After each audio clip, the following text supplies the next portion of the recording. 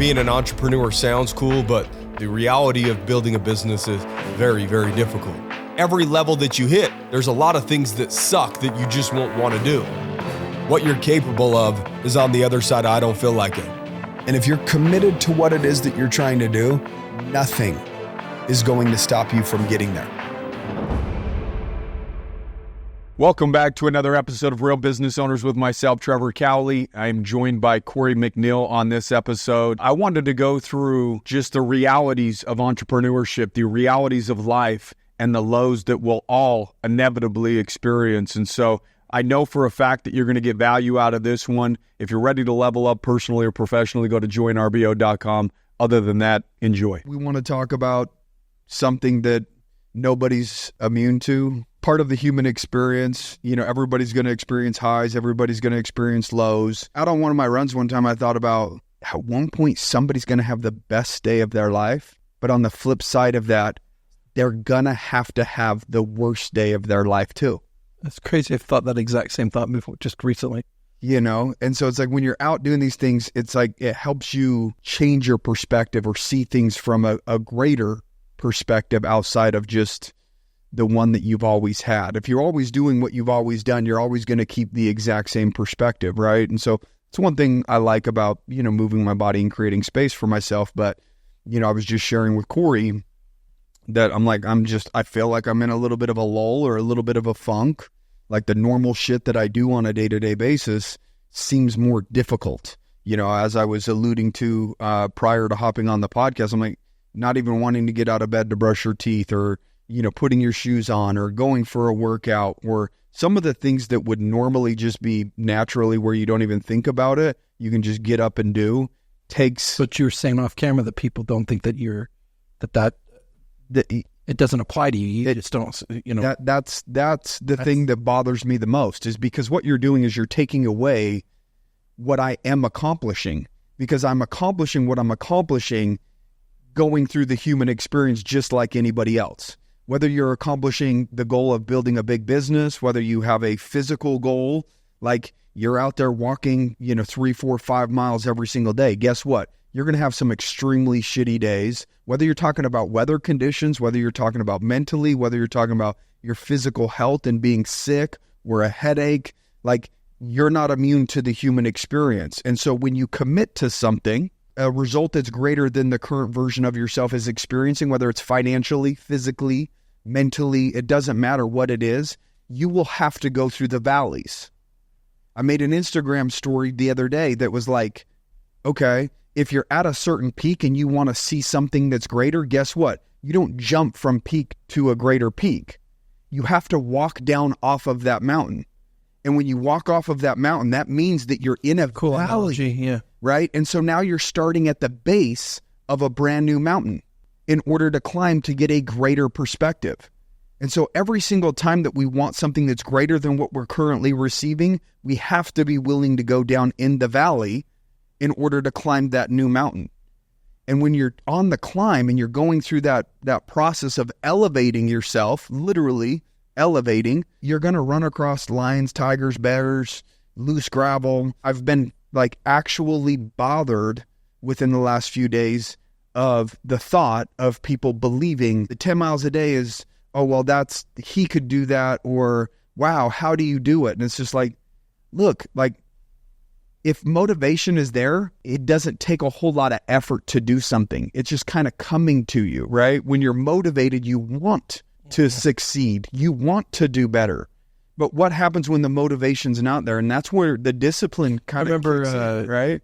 Yeah, David Goggins said something about that. He's like, don't listen to hype music. He goes, because when that's gone, then who are you? It's like, then what do you have to tap into if that's what you've been relying on? There is a difference with you versus a lot of people. Any of our staff, including Nikki over there behind the cameras, dude, I wear it. Like you see it. You see when I'm stressed or when, something, and then my response to other people tends to follow if I was stressed before by another situation.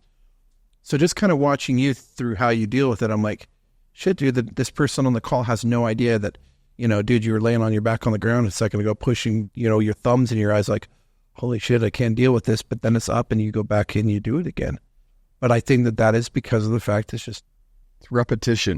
Like doing, yeah. Showing like up in a peak manner. to valley, peak to valley, peak to valley, peak to But valley. it's showing up in a consistent manner, which is the most difficult thing to do.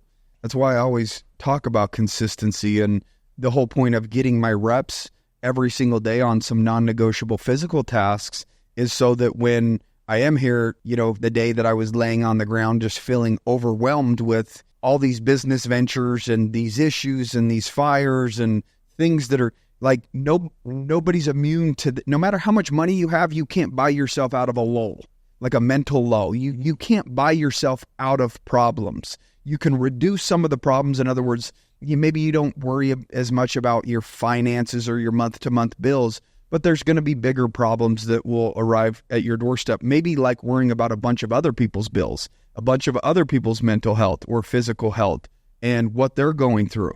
And so me showing up in a certain manner physically helps me say, okay, like right now recording the podcast right before, it was like, dude, I don't really care to record a podcast right now. Like I just don't, I'm not feeling it. Guess what? Now my energy, you could feel my energy shift when it was go time. Why? Because there's certain areas in your life, it's important to you. You're going to have to tap into energy that doesn't even seem to be there in the moments that you need to. What does the conversation in your head look like? Is it like, I know that this is just a matter of time before it flips? Yeah. The conversation goes to, you knew this was part of the deal. This is exactly why you committed to what you committed to, is on moments like this to see if you could really honor what you said that you would do. When it's the very last, you'd rather step on nails than have to honor what you said that you were going to do. And so I have a conversation with myself saying, this is temporary. This will pass, right? And will I be proud of myself 3 weeks from now when I'm on a high again? Or will I look back and say, holy shit, I've done this for X amount of days and I let just a temporary lull take me out or hold me back or remove me from the momentum that I had? Yeah, not even just talking about the running though too, is keeping focus on, building business and be able to show up as a dad and all the other things. Like, I think that that's an important part. Well, I'm not going to say that I show up at a high level in all aspects of life at all times. The physical being aspect of it, I do show up at a high level all the time. Now, sometimes it is walking the 10 miles if necessary, if I'm not physically feeling it or I'm sick or whatever it is. That's kind of how I set the tone, right? Is if I do the right things, and even when you're doing all the right things, sometimes the right things don't happen, right? Or sometimes when you're doing the right things, you don't feel the right way. And so that's the confusing part for most human beings, even myself sometimes, is when you're doing the right things, but you feel it a certain way. It feels like you're losing, but you have winning actions or habits, right? And even when you're doing all the right things, it doesn't mean you're going to feel all the right ways or experience all the right results, right? So for me, it's like, okay, what's going to most likely get me out of this state quicker? If I honor the lull, or if I keep honoring the things that I know that produce a better version of myself, right? And if I honor the things that will produce a better version of myself, the likelihood that I pop out of that, it shortens the window, right? Because I'm giving myself the opportunity to feel better in my body and mind quicker rather than honoring it, hunkering down, waiting for a storm to pass. I'm running through the storm, which is going to take some effort. So if I do that, I'm going to get out of my lull a little bit quicker, which what? Helps me show up in business a little bit better or in my I'm not going to say that I'm some killer in business every single day, 24/7. Like that's just not the truth. Have I seen amazing results in business? Yes. When I have energy, I'm going to use my energy to try to take, chunks and get momentum and take advantage of those times. But then when I'm in a lull, like I'm not trying to take chunks. I'm just trying not to take a step backwards. I'm trying to maintain. So usually what happens is when somebody's in a low place, they stop doing all the things that they were doing, and then they start reverting backwards, whether it's in their health or whether it's in their business. And then when they're motivated again, they make progress back to the point to where they were, and then here comes the storm again, right? And so they live this yo-yo thing. If you can take a chunk when you're motivated and move forward, and then when you're not, maintained and hold your position, You don't have to keep climbing the mountain, but why go back down into the valley? Hold your position. Just keep showing up every single day, because that storm will pass and you're going to get to the top much quicker. Whatever that top of whatever it is that you're trying to get to. If you're not exercising, that doesn't mean that you should also eat like shit.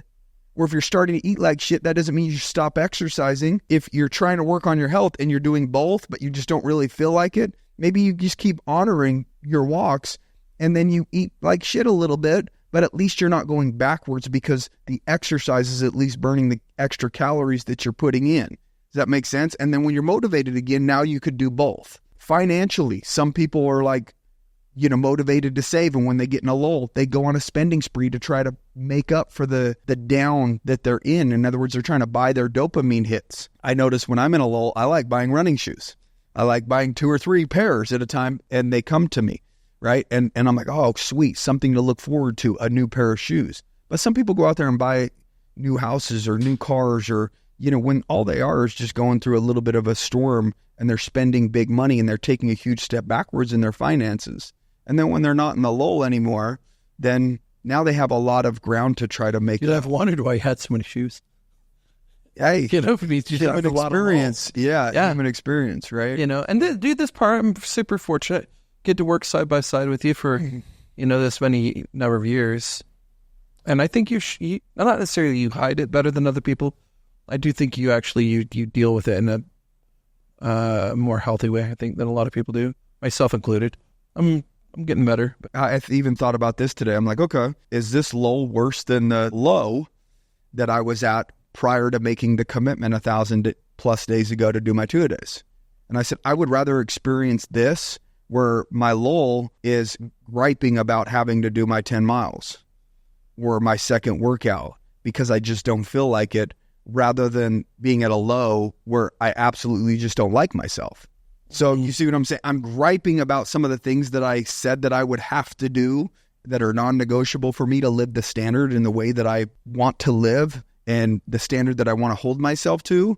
That's what I'm griping about, rather than just feeling completely sorry for myself about my life in general, right? So I could still have appreciation for a lot of the things in my life, a lot of gratitude for the things in my life. But when I'm at a low, I'm like, dude, 10 miles feels like 100 miles, dude, when you're at a low. And then there's some days where it just goes by quick, right? Sometimes hours feels like days when you're out there, and every step you take, and sometimes it's like that in business. Sometimes have you noticed patterns to it, like seasonal or?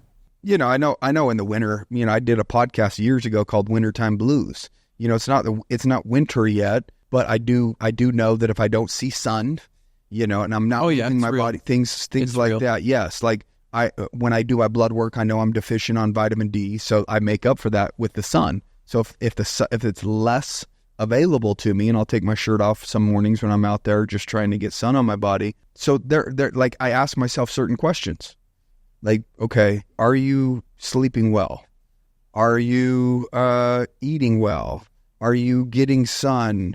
Are you challenging yourself when you're moving your body? Some days just literally getting out of bed and doing it is the challenge, not necessarily having to physically push myself where I'm sweating and exerting myself, right? And then some days that is the challenge, is sweating and exerting myself and running fast or lifting heavier weights. Or every day there's going to be a new challenge, whether it's the speed that I'm doing it at or just doing it in general. Some days the challenge might be just showing up to the office or showing up to the job site. That might be your challenge. Overcome it. I actually had the opportunity to work with a really great therapist, and this dude is like, is there a pattern in any of this stuff? I was like, I don't know. So he's like, okay, here's your homework assignment. Go sit down and start to kind of document the trials and the things that you've gone through. Just being the way that I am, I actually put it on a spreadsheet, and then I was having a hard time pulling memory on like, well, when was this? So I started actually like a timeline of my life, and like when my kids were born and when I got married, and those were all color coded, green for positive and yellow was a cautionary, red was a whole bad event or whatever. And I was surprised that I noticed a pattern in that. First of all, his response was like, holy shit, that does not surprise me about you, that you would put it in a spreadsheet and you would color code it. I noticed that in April, I always have a change of job which was kind of weird when you think about it. And then I was like, no, not really, because I know I struggle through the winter. Yeah. So it's usually towards the end of it, I'm just like, I'm done. Yeah. I'm You're looking done. for something outside of you to be like, holy cow, this is what's causing me this. So now, come April, I don't make big life choices in April. Yeah. I just don't do it because Yeah. I kind of know the data. And now I can understand, I think that the seasonal thing's real for people. Yeah. I mean, I think it's just, I just tell myself it's part of the human experience. Who am I to think that I'm immune to that? Yeah. And when I talk to people on the phone, I say the same thing. I'm like, hey, I'm sorry you're going through that. I wish I could go through that for you, but I can't. It's part of your human experience, and it's up to you to extract the lessons. And look, I've never got awesome lessons from my highs. Overly confident. That's like we talked about earlier today. When you're most susceptible, you're going to extract the most when you're at a low because you start asking yourself questions. Right? Well, when you're at a high, you don't ask. You don't ask questions. You've got it all figured out, dude. Like, I'm okay going through a lull because I know that I'm going to extract something. I'm going to get better because of it. I'm going to be more disciplined by honoring the things that I said I was going to do during it when I don't feel like doing it. So, like, why can't we find the positives even within what appears to be negative or the lows that we have to experience as human beings? And if you're not seeing life from that perspective or trying to see life from that perspective, it's going to be harsh because we're all going to go through trials. We're all going to face issues or struggles in our business, in our marriages, in our health, all of it. What is it trying to teach you? How can you turn this and flip it to make it a positive? And if you show up in a certain way, regardless, and you pop out the other side, you have evidence and proof about yourself that you're a certain type of individual, which is even going to give you more confidence in anything else that you do. And so it's perspective, like highs, lows, neutral states, that we will all experience it. What questions are you asking yourself in the lulls? And are you still honoring the way that you should show up so that you could at least maintain and not go backwards? That's super, super important. The average person will they go backwards, then they go forward. They're committed to their health. They lose 30, 40, 50 pounds, then they gain it all back. They want to start budgeting, so they sit down and start budgeting. And guess what? They start budgeting for a month or two. Shit, then it gets too hard. It sucks. And then they go back to spending the way that they were. They commit to growth. With growth comes extreme pain and discomfort in their business. So they're committed to this growth until they have to make that new hire, or they have to fire their old person that they like a lot in order to create space for the new hire that might be a better fit for where they're trying to go. There's so many different struggle or pain points that we're going to have to go through when we're wanting to experience more and when we want growth. And I'm looking at this lull as part of my growth experience. When people are like, hey, you okay? I'm like, yeah, just going through a lull. I'm just being real about it. How many people say I'm going through that? Not many. People are just like, yeah, I'm good. Well, okay. Then what you're doing is you're confusing other human beings, making them believe that they shouldn't be experiencing that. And when they experience it, they think something's wrong with them. There's nothing wrong with you. We're going to suffer. That's the part of the human experience. Yeah. It's just what it is. Yeah.